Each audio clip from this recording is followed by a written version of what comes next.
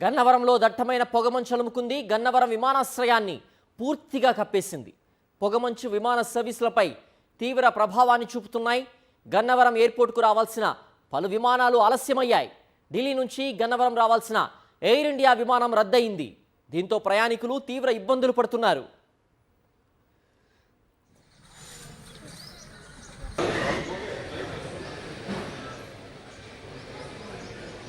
తెలంగాణపై చలి పంజా విసురుతోంది. రోజు రోజుకి ఉష్ణోగ్రతలు పడిపోతున్నాయి.